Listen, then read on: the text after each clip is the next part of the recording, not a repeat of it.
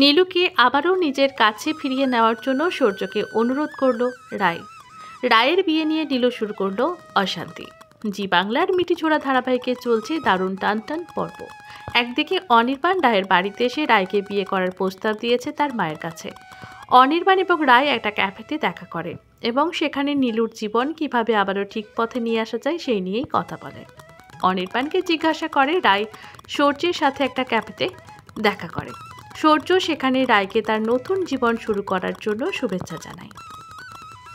সূর্য রায়কে বলে যে সে যেন মন থেকে রায়ের জীবনে একটা নতুন উদ্যোগে খুবই খুশি। অন্যদিকে রায় নীলুকে আবারও নিজের সংসারে নিয়ে যাওয়ার অনুরোধ করে সূর্যকে। সূর্য তখন রায়কে সরাসরি জানিয়ে দেয় যে কোনোভাবেই নীলুকে সে নিজের কাছে ফেরত নিতে চায় না, কারণ নীলু প্ল্যান করে তার পরিবার এবং তাকে ঠকিয়েছে। দিনের পর দিন বাবা মাকে অসম্মান করেছে। রায়ের কোনো কথাই শুনতে রাজি হয় না সূর্য। অন্যদিকে নীলু রায়ের বিয়ে নিয়ে বাড়িতে অশান্তি শুরু করে।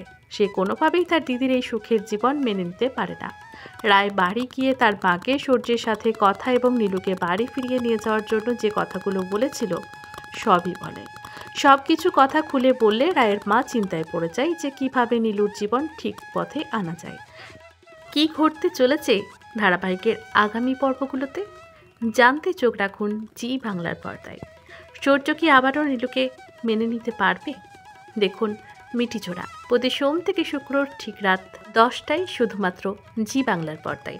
পাশাপাশি টল রিপোর্টার চ্যানেলটিকেও সাবস্ক্রাইব করতে ভুলবেন না। আমাদের চ্যানেলটিকে সাবস্ক্রাইব করে আমাদের পাশে থাকুন এবং আমাদের সাপোর্ট করুন।